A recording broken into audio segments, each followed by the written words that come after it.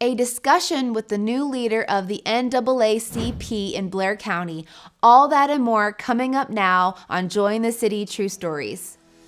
Joy in the City is a program highlighting people and organizations having an impact in our city. All too often, we hear about the problems and dysfunction in our culture, but we are coming with a different approach as we take a look at the good things going on right here in our community. I'm Bethany Marshall, and you are about to see what God is doing in our city. Thank you for joining us today. Today's a very special episode, and this is the first time ever we're going to have just one guest for the entire program. Before we get into talking to him, let me give you some background on our friend today.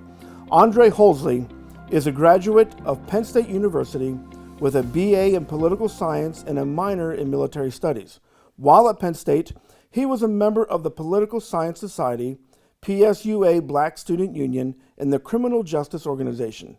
His awards include the 2016 Abercrombie & Fitch Diversity Champion of the Year Award from the National Society of High School Scholars, the Blair County NAACP Martin Luther King Jr. Scholarship, the Altoona Mirror 20 Under 20 Top Scholar Award Scholarship. He is the Political Outreach Director of Progress for People of Color and a position on the Outreach Action Volunteer Committee for the Alliance for Police Accountability. And finally, with his election as president and CEO of the chapter, Holsley made history as the youngest ever branch president and the youngest senior official in the Pennsylvania State Conference of the NAACP. So that was a mouthful. So now let's talk about what has motivated you to be so involved in this litany of efforts concerning race. From a very young age, I had interactions with it. When I was about 5 years old, we moved from Maryland to Virginia. And despite it being, 2003 at the time, the Ku Klux Klan was actively recruiting in the neighborhood that we lived in. And upon finding that my father was an African American, promptly showed up at our front doorstep, and only 9 months in, we had to flee from the state of Virginia, and slowly made our way up to Pennsylvania, got to Bedford County, stayed with my grandparents for some time, and at the same time, the Ku Klux Klan was recruiting there at Bedford County Courthouse, and so my mom just kind of settled down, looked for a place where we could be safe, feel accepted, and made our way over to Altoona, which for her, as a young child growing up in Phillipsburg, that was the big city, at least, locally. So, I had interactions with it a lot. I saw exchange between both sides of my family, sideways glances, inappropriate comments from older members of the family to each other.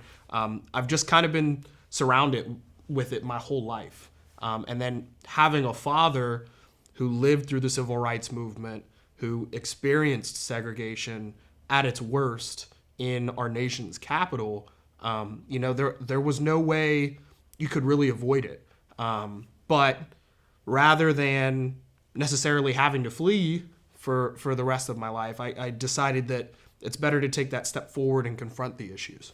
You mentioned Ku Klux Klan. I believe that a lot of people feel that the 60s and 70s, that was alive and well, but it's kind of dissipated since then, but that's not true. It's still very active, unfortunately. Absolutely. And people don't realize that my branch started in 1923 because the highest concentration per capita of Ku Klux Klan members in the United States was in Blair County, Pennsylvania.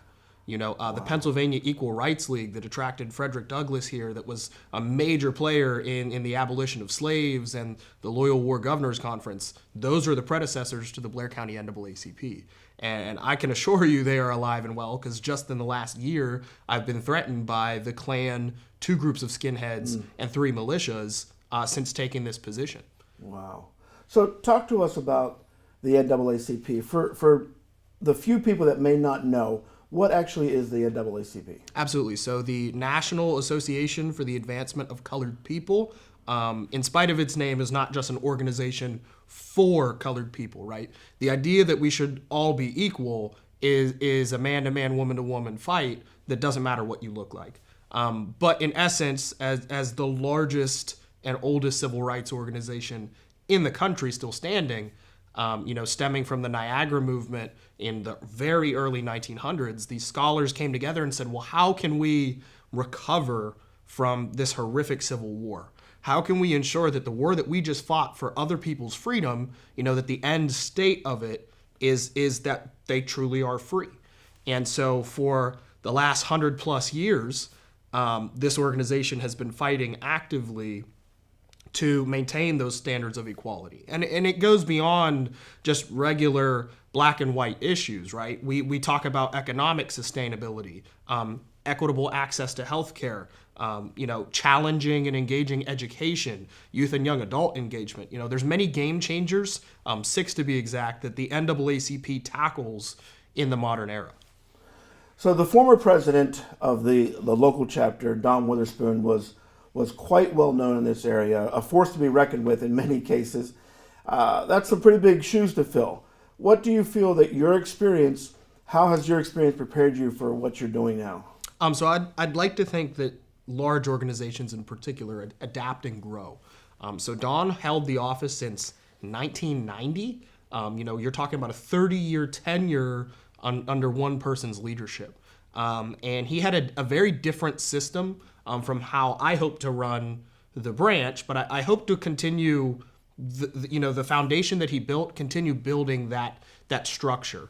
They're absolutely big shoes to fill, but I'd rather put mine next to his than put on his, And so, bringing in young adults and, actively engaging with other nonprofit organizations, working and partnering with colleges and universities to really get out that original NAACP message of the importance of education. So yes, big shoes to fill, but I think our best way forward is actually to kind of split off on another route, use the tenets that he laid down for us, but be able to make those strides forward. Awesome. When we come back, we're going to get into some of the common tough questions about race in our culture. So just stick around with us. We'll be right back. If you know a person or organization impacting our city, we want to hear about it. You can contact us at 814-944-1948 or by email at stories@joyinthecity.org. This segment is brought to you by Harry's Construction, whose motto is, "If you can dream it, we can create it."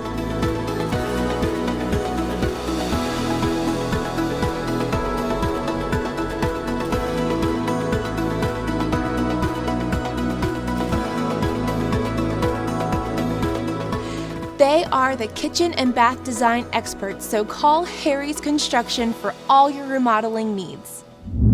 Welcome back to this very special edition, and I got my friend Andre Holsley with me today, and we're going to get into some of the tough topics or tough questions that people have concerning race. So right off the bat, I want to hit the conversation in recent years especially. We see a lot and hear a lot about the statement, Black Lives Matter. Yes. Talk to me about the necessity for that phrase. So, to put all cards on the table, right? Black Lives Matter isn't just the organization. And I know people are tired of hearing that, but I had the wonderful privilege of meeting Trayvon Martin's mother at the National March on Washington, who essentially coined the phrase. It came out of that unfortunate killing. And, it grew into this huge social movement via social media, right? It's the power of media today. And I think the point that has been lost was that it wasn't that Black lives matter more than white lives. It was that Black lives haven't mattered enough. And it's a tough topic to talk about, especially in a country that has so many traumas with so many different racial groups. But what makes, Black Americans unique is never before in world history had people been systematically brought 3 months across an ocean, intentionally mixed and layered on top of each other like a cake by different language groups so that they couldn't communicate, and then over and over and over for generations intentionally separated from their family members, right? There's this massive loss of culture, a complete degradation of everything that gives you a sense of where you're from other than your skin color. And so you go through this, people forget people were in the United States long even before the 1600s. We were actively bringing slaves here. So you have hundreds of years of this before it gets kind of resolved in the Civil War, and then you just move right into another system of oppression. I don't believe America has gotten to the point where we can really say that we're post-racial.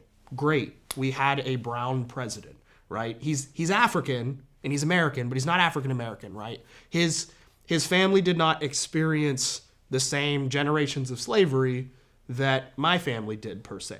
So he has kind of a taste of what it's like to be black in America, but not a generational one. And the protests nationwide were spiraled so out of control by so many instigators that I think people were able to let it just get politicized. And it got further and further and further away from a human rights issue and more of a, are you a liberal or a conservative issue?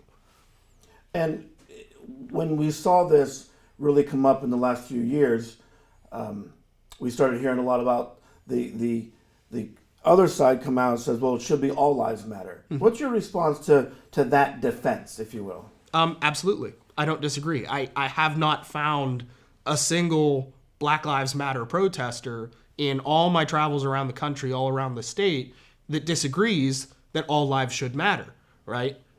The problem is that they haven't.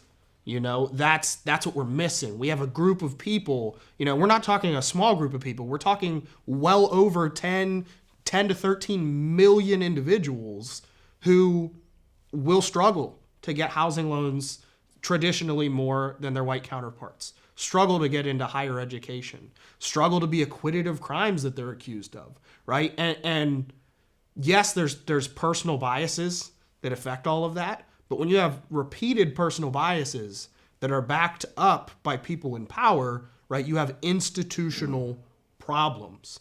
And we have just completely dropped the ball when it comes to addressing those issues, right? And putting a damper on the backtrack that we have. So with some of the stuff you just shared, we know that we hear a lot of the term systematic racism. And what are some things that need to be done, not just from a political microphone standpoint, but what are some of the things that need to happen in our community, Blair County specifically, to fight against systematic racism? Absolutely. And systematic racism is this bite word that causes a lot of controversy, right? Because the argument is, well, is it the system or is it the individuals, right? Well, when you have enough individuals in a system, it becomes the system, right? And especially over hundreds of years of time.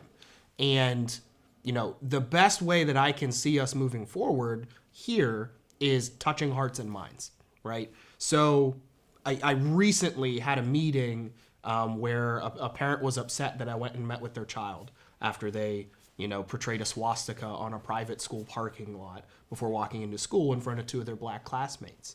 And, I was accused of being a domestic terrorist by this parent because they saw my involvement with the protests, where most of the time I served as a negotiator, right?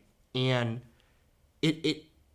when I was talking to those kids, I emphasized to them that it's really easy to make stupid choices that hurt others when you don't have a face to tie to it.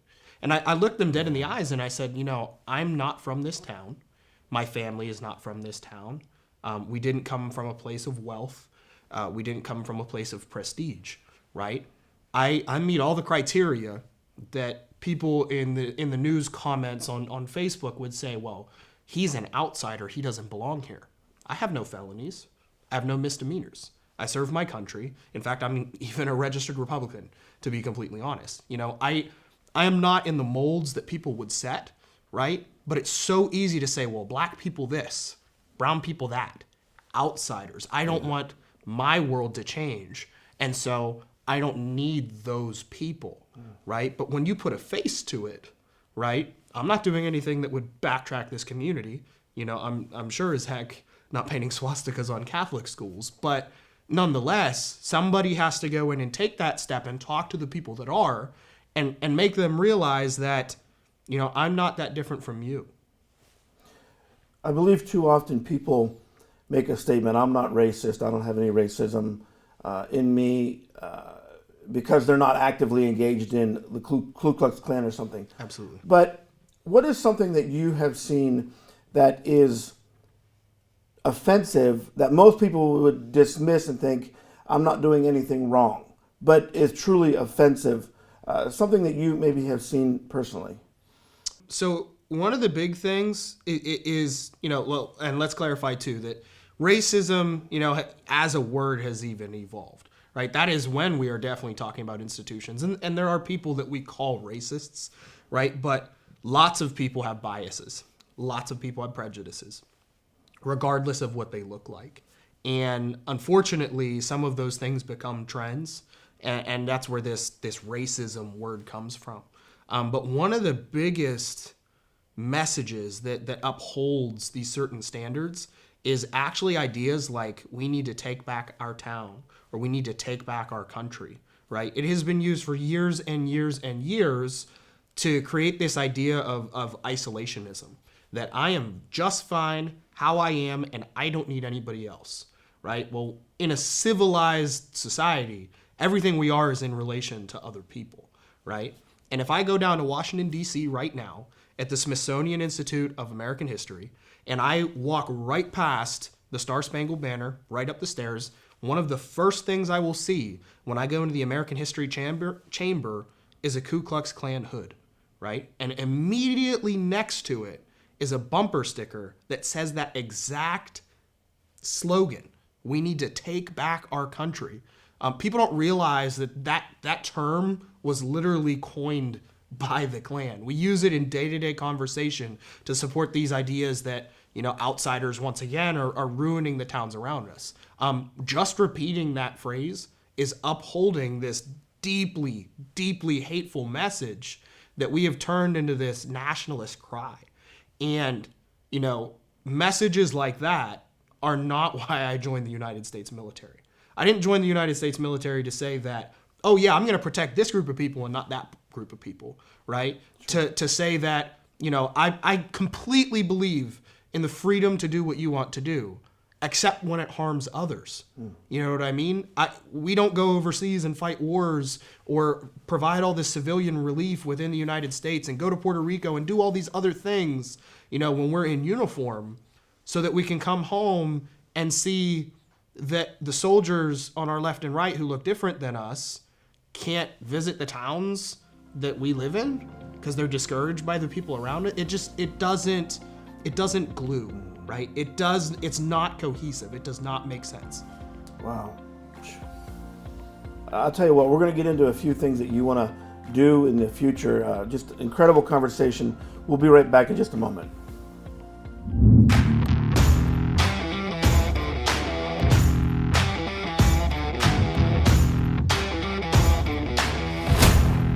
Impact Productions, a multi-layer technology company providing on-site, online, and in-studio video services.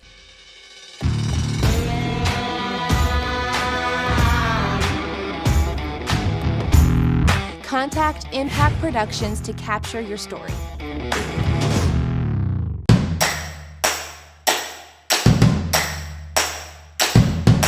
Made by Vogel is a father and son business that produces high-quality handmade wooden products such as cutting boards, bowls, bottle stoppers, and more.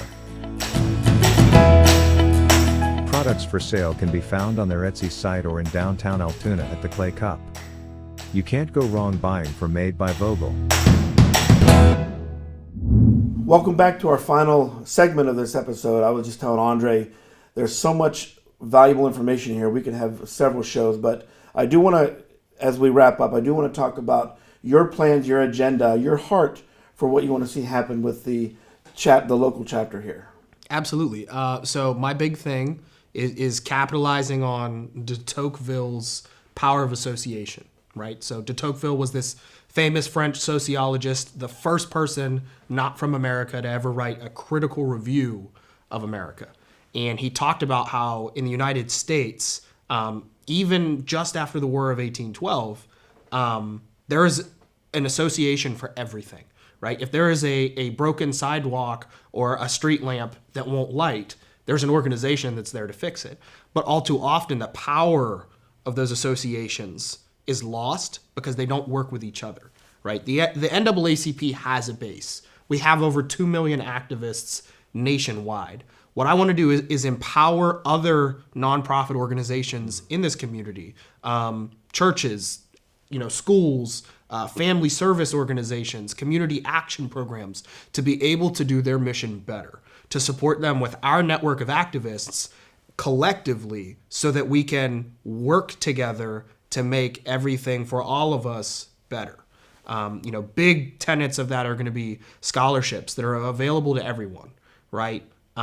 Working to restore parks here, create recreational places for young adults, mentoring programs, not just for youth, but for adults, especially those coming out of incarceration, right? Some for very petty crimes, right, that are looking for an opportunity to turn their lives around. Somebody has to take that step where we break the cycle of reincarceration, and show people who have been robbed of years of their life, either justly or wrongly, depending on their situation, robbed of years of their life that they could have been getting practical experience and they didn't, right? Teaching them to use that sidewalk smart, right, in coordination with book smarts so that they can create something for themselves. Some of those people behind bars especially are some of the most creative minds in our entire society, right? We don't know necessarily all the details of why they get what they get, but if they didn't do anything to physically harm another person, or if they did and they served their time, they paid their price, we need to allow opportunities for those people to contribute back.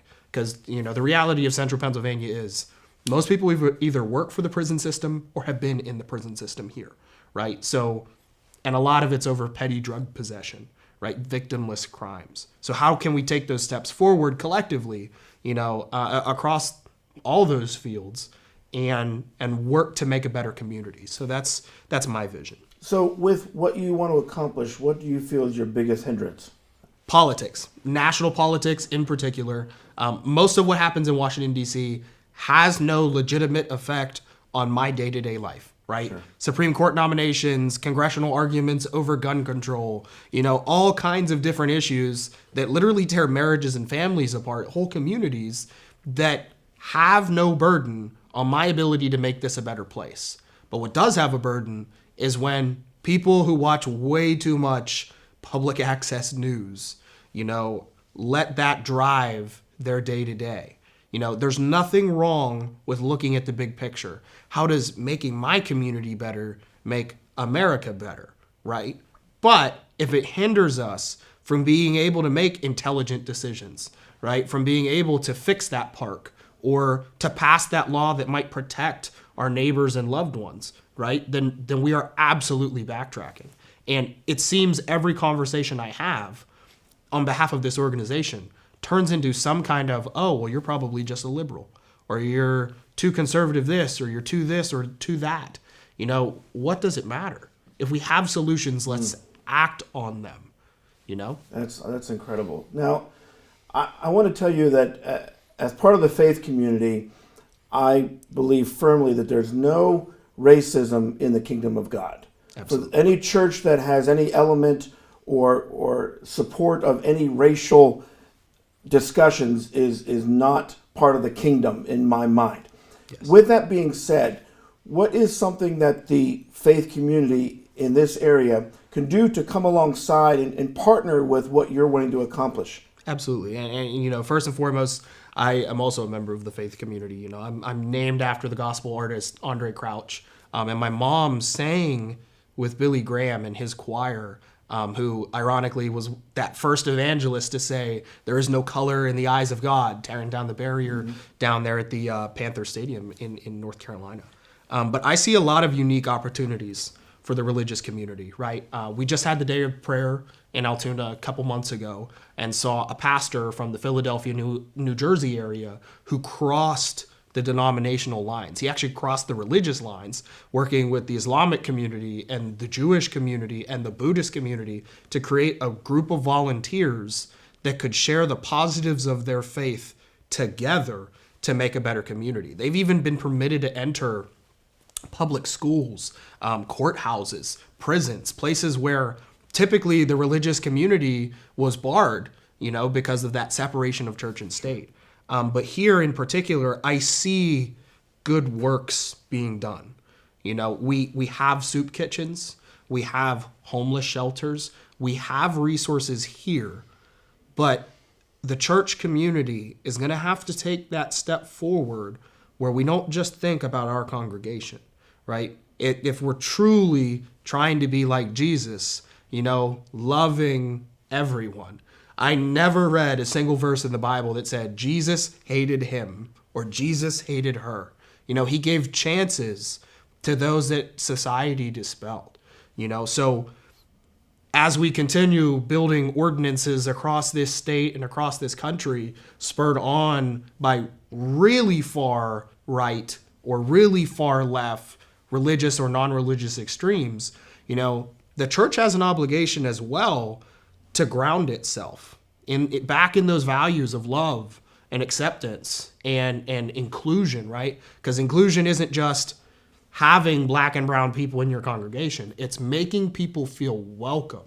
And the church has a special place that it can make that happen in any community. There are no shortage of churches in Pennsylvania. Sure. None at all. My mom growing up in the Phillipsburg, Osceola area, 6 bars and 3 churches. That was kind of the motto of those small towns. There's no shortage of either, but the church has a special pool that those other places just don't have, So how are we using it in the positive? I would love to partner with religious organizations here to further these these messages, these deeper meanings to everything that we do on the day-to-day. Well, let me just tell you, as part of the local faith community, Joy the City, this show reaches people from a variety of denominations and faith backgrounds. And I want to commit to you that we will do what we can beyond just putting on a show. This is nice and maybe reach some people with some information that they are biased in currently, but after watching this, sees things from a different perspective. But even beyond that, I want to commit to you that we will work together to make our community a better place. Whatever that looks like, however that comes about, my prayer is that we will see us hand in hand with what you're doing and accomplishing, because our vision, our DNA is very similar with Absolutely. What we want to see for our community. So thank you for coming by today, spending a few minutes with us, and I pray that people will see this and maybe transform their perspective a little bit differently after listening to you. Fantastic job today. Absolutely. Thank you for having me. That's all the time we have today. Thanks for watching Joy in the City True Stories. Let me encourage you to watch other episodes of people and organizations having an impact on our community on ABC 23 at 5:30 a.m. and 12:30 p.m. every Sunday. You can also catch us each week on our Facebook page and YouTube channel. Until then, be encouraged because God is moving in our city.